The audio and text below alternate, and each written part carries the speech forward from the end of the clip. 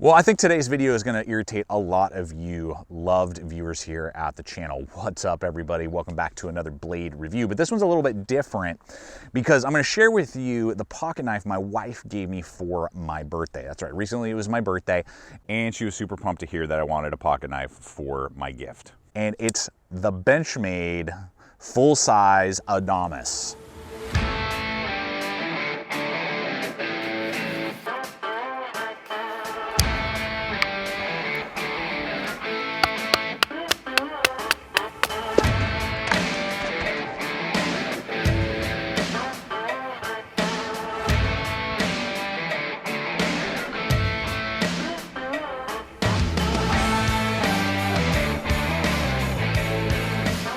Yeah, that's right, guys. Out of all the pocket knives in the world that my wife could have gifted me and the one that I wanted, I actually wanted this knife. It's hard as a gear reviewer here on YouTube to differentiate for yourself what is something that you actually want and what's something that you want to test out and review, that you want to see more from a data perspective for the audience, for yourself, for upcoming videos, you know, all that stuff. That's right, guys. As a gearologist, someone who studies the effects of gear on the human psyche and the human experience, someone who spent painstakingly over a decade at my community college to get that certification. And so sometimes it's tricky to land on a piece of equipment that you're like, I just want that piece of equipment because I want that piece of equipment, regardless if I have a YouTube channel or not. And I know a lot of you right out of the gate, like, I don't even buy Benchmades anymore because of all that stuff that happened a few years ago, and I get it. There a lot of that side of things really bothered me, really irritated me. There was a whole year where I didn't even review a Benchmade pocket knife. I sold off a lot of them. 100% get it, and I am by no means a Benchmade fanboy. There's like 3 Benchmades that I think everyone should own, and this one I wanted to get my hands on because we reviewed the Mini earlier this year, and I just really wasn't impressed for the price point and how the ergonomics didn't really fit my hand very well. And it was just this kind of like overbuilt blade in a compact package. But I knew that the overbuilt version, the big monster beefy one, with now CPM Cruwear and some other aspects we're gonna break down for you today, has something different to offer. Now, in a moment, we are gonna just have so much fun with this. I've batoned with it. I have made a fire with it. I have carved. I have done food prep. I've done everything under the sun with this tool. Bunch, and we're going to break down all of its capabilities and why, but I do want to hone in on that why. Why this? I have so many big overbuilt folders like a Cold Steel Recon 1, you know, those type of blades, and I have lots of compact fixed blades as well. You know, I have tons of Moras and, you know, an SE Azula 2 and the Timberwolf from Work Tough, and that's just naming a few. So why go with a pocket knife? Well, what I've discovered now being a full-time RVer, I'm in campgrounds constantly, and I've found that I work and use my knives more than ever. You know, back when I would pick up the kids from school and go to the office and do the different things, a lightweight, really thin Spyderco Delica or something like that was a tool I would way more be focused on, just because I didn't use it that often and I wanted it to be something I had but not, you know, take up a bunch of space. Now it's like I either need a small fixed blade or a big beefy folder. And just to show you, here's that, again, that Work Tough. I mean, that's the size of this Adamas right there. They're basically the same size. An SE Azula 2 is dwarfed by this pocket knife. And I mean, I can do way more work with this pocket knife than I could ever do with an Azula 2. And it's about the same size as a more basic 511, you know?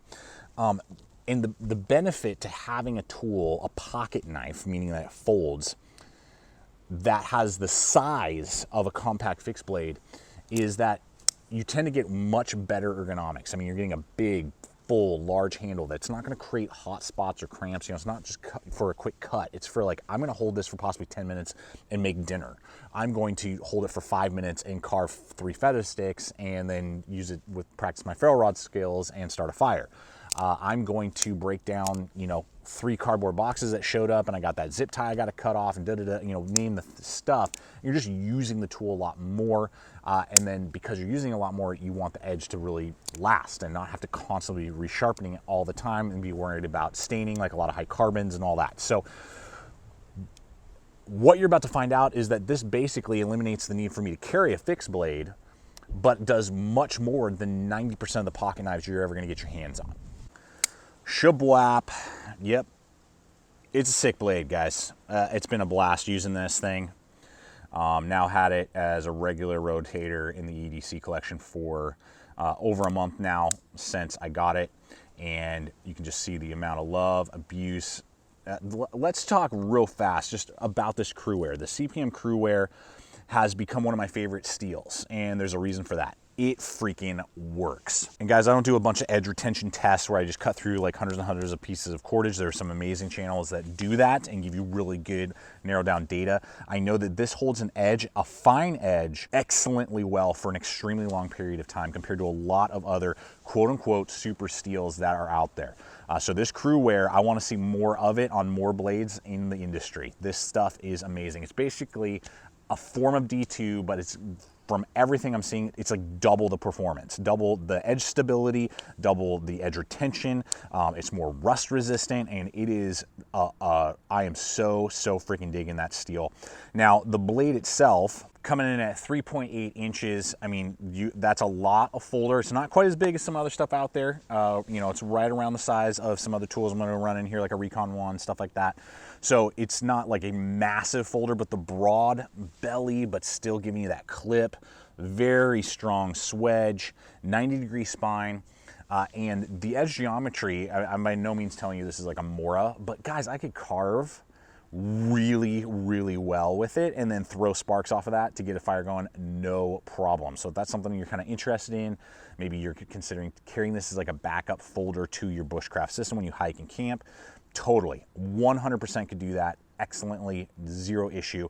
Then more on the quote unquote like heavy duty utility, tactical, military, law enforcement side, you know, you can definitely get like more piercing, you know, deadly blades out there. I love the utilitarian tip though and shape of it because you can absolutely pierce, but it gives you lots of slicing. So I could actually do decent food prep really easily. You know, obviously a thin full flat grind is better, but you could easily do that. And then obviously just general utility, cardboard, excellent. You know, for a thick, I think it's right around 0.16 saber grind. You know, I mean, it's a very, it's got the edge geometry and lines and, you know, specs of like a compact full fixed blade.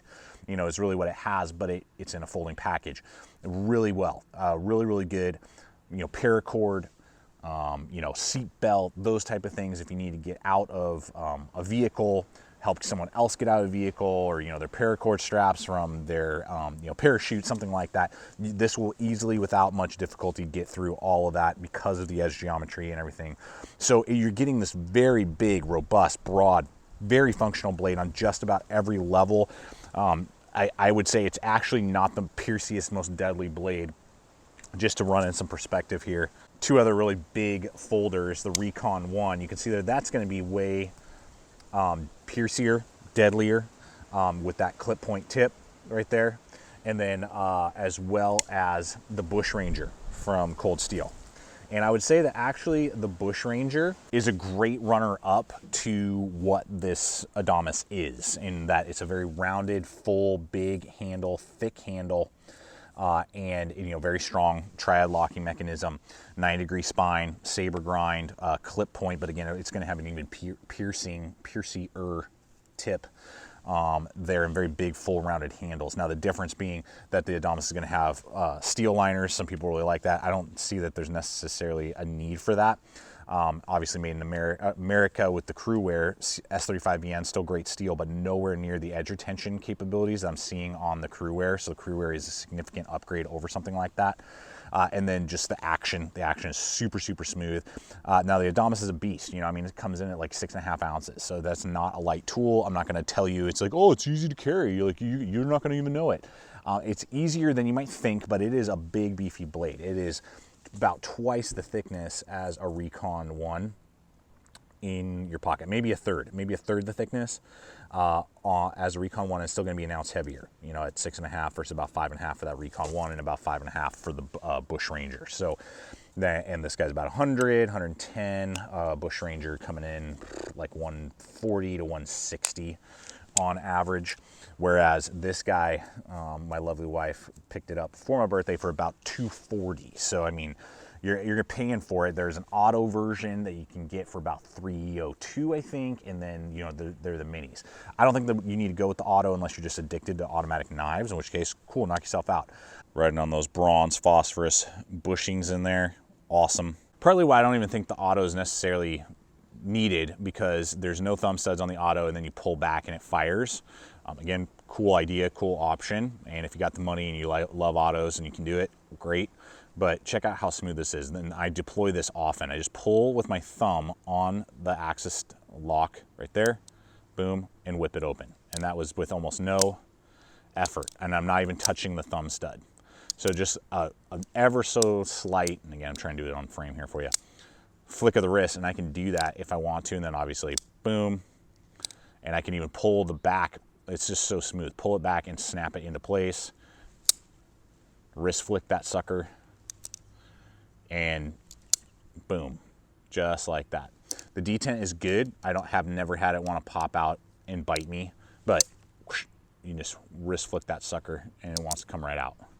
So very cool, and almost makes it feel like you have an auto. And the mini was not impressive to me. Go back and watch that video. I'll link it in the description box below. I think that it's kind of a waste of time. I know a lot of people like it. I feel like it's too small, but still having all the overbuilt features of this knife. If you're gonna go overbuilt, go overbuilt. Get the freaking knife, because the ergonomics is another huge aspect of the tool that I really enjoyed, because it's just so big, so full. I mean, I feel like I'm rocking a fixed blade. It literally feels like that. I have fixed blades that have smaller handles than this in the size range. So I really like that aspect to it.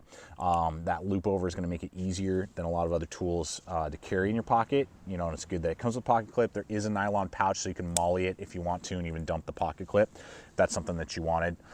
Easily, you know, put it on an LBE system, something like that, or just wear it on your belt instead of, you know, wearing it in your pocket. If you're like, I want the folding capability, I don't want this fixed blade on my person, but the pocket doesn't make a lot of sense for you. It does come with a really good nylon pouch as well that you can totally do. And then obviously the axis lock, now that the industry, the patent is gone, the industry is really jumping on to that, and most manufacturers at this point are making some version of it. I still really like the Benchmade. It doesn't do anything negatively for me. I don't know if anyone's really making it better, but no one's really making it worse from what I've seen. Super smooth, rock solid lockup, and I even batoned with this thing, and it has no wobble, did not fail on me at all. With obviously never baton with a knife. I wouldn't recommend a pocket knife. I wouldn't recommend that.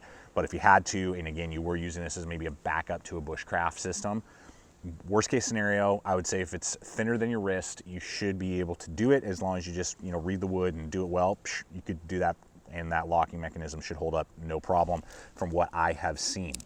So guys, there you have it. There is the full-size Adamas. Definitely go with this if you're thinking about this design. But to me, there's no reason to go with that little one. I'd rather have a Griptilian if you're going to go with the smaller one of the two. That one would just be a better tool, in my opinion. But if you need basically the performance of a compact fixed blade, but you want the versatility of a folder and kind of the low profile of a folder, because that's a benefit too. You know, if I have to go run over the office, I don't need to have this big, you know, fixed blade necessarily hanging on me, and people are like, what's up with this guy? You know, depending on what state I'm in. Oh, like call the cop, you know, whatever. I can carry this and throw it in my pocket. No one is the wiser. And so it gives me that versatility to do that. And so, yes, there are definitely some issues that I have with the way Benchmade runs their company, in the sense of things that they have stood for and some of the screw-ups that they've made in the past. But for this particular tool and for this particular concept, the Adamas has yet to be beaten for me. And why, after I've handled so many tools, used so many tools, this had to be the one for me, and was worth putting on the wish list and gift list for my wife to hook me up with. So guys, I look forward to hearing your thoughts, your comments. Where's your stance on Benchmade in general, and particularly the Adamas? Do you own one? Do you love it? Do you not? Thoughts, questions that you may have, and I will do my best to answer in the comments below. I always appreciate you guys so much, just for your support coming in, week out, and can't wait to read the comments, and just appreciate you guys so much. Check out the other video popping up. Subscribe if you're not yet a subscriber. Check us out on the other social media. And until next time, always remember, stay equipped, stay prepared, and we'll see you out there.